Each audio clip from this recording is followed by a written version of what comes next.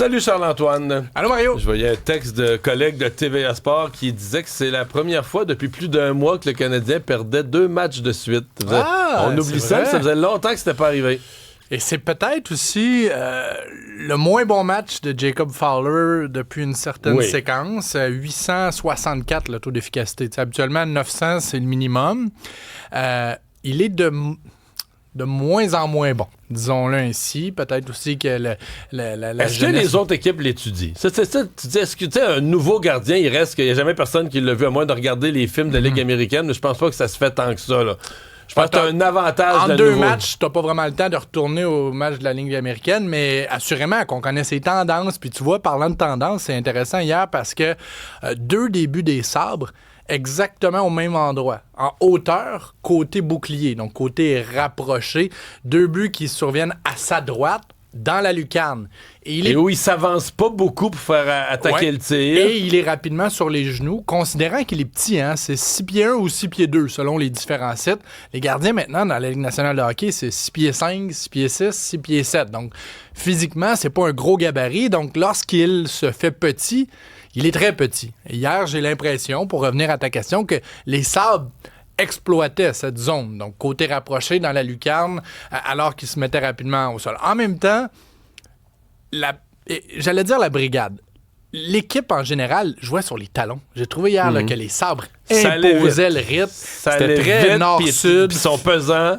Tu sais, Tage Thompson, 6 pieds, 6 pouces, 230 livres avec des mains dorées, là, littéralement. Hier, un tour du chapeau pour lui. Dès qu'il avait la rondelle, outre ses buts, dès qu'il avait la rondelle, on sentait les joueurs... Un tour du chapeau, mais sur les 2 autres buts, il y a une passe. Il y a 5 points. Exactement. Et d'ailleurs, sur la passe de Tuck, sur le but de Tuck, la passe de Thompson, celui où est-ce que Fowler se fait battre côté rapproché, tout le monde est sur les talons parce qu'il s'amène à 6 pieds 6 avec cette menace offensive.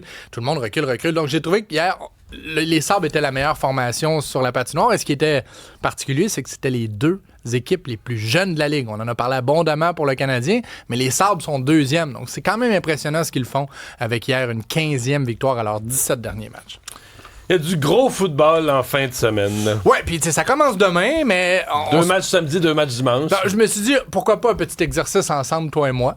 On se mouille. On va pouvoir lundi revenir sur ses prédictions. Puis si tu veux, je vais me lancer avec un peu d'insécurité. Ah ouais? Je vais faire quelque chose qui n'est pas recommandé, mais je vais l'assumer jusqu'au bout. Je vais prendre ce week-end les 4 équipes sur la route. Ah! Les 4 équipes sur la route. Tu penses que Buffalo va battre Denver, les Bills...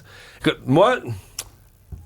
C'est le premier match. 4h30 samedi, Bills à Denver. J'espère vraiment que les Bills vont gagner. Sincèrement, j'ai une solidarité avec les partisans des Bills. J'ai des amis partisans des Bills.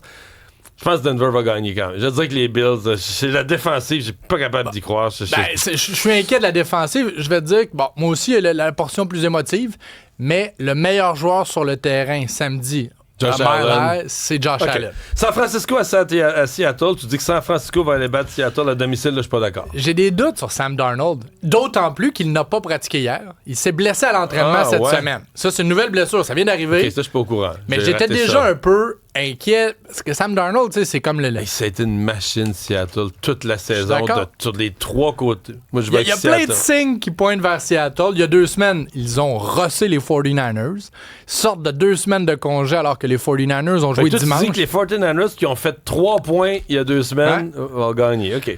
C'est audacieux, là, je te respecte. Là. Il y a une magie, je te dis, il y a une magie avec les 49ers cette année. Et Carl Shanahan, là, on a perdu des grosses en série, là, mais il y a autant de victoires éliminatoires, le coach des 49ers, que Vince Lombardi et John Madden. Il est capable. Puis je pense qu'il n'a jamais perdu, Shanahan, à cette étape-là, à la 2e ronde des séries. Il perd des gros matchs, habituellement. Texans-Patriots, c'est le premier match dimanche.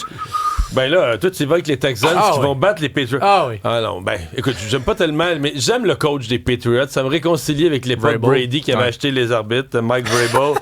Ben, ils n'avaient pas acheté, mais les arbitres mangeaient dans sa main comme des petits hamsters, là. Moi, j'aime beaucoup le coach des Texans, D'Amico Ryan. J'aime beaucoup aussi, mais ils ont gagné tout croche la semaine passée. Et tu vas avec les Pats? Je peux pas croire que je vais bêter sur les Pats. Je vais me faire écœurer par mes chums.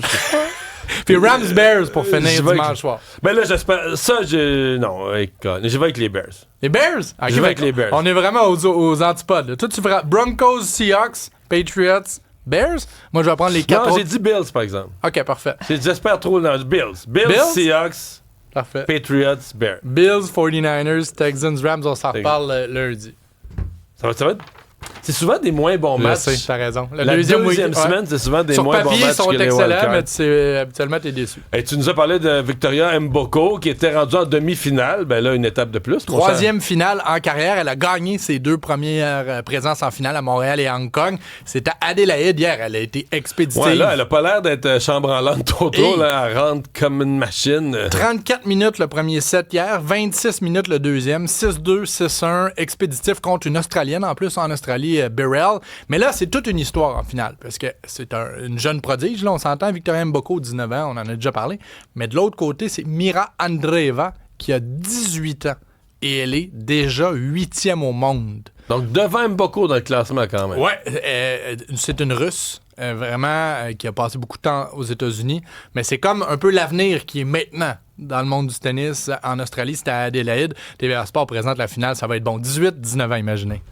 À suivre. Merci. Bonne fin de semaine. À lundi.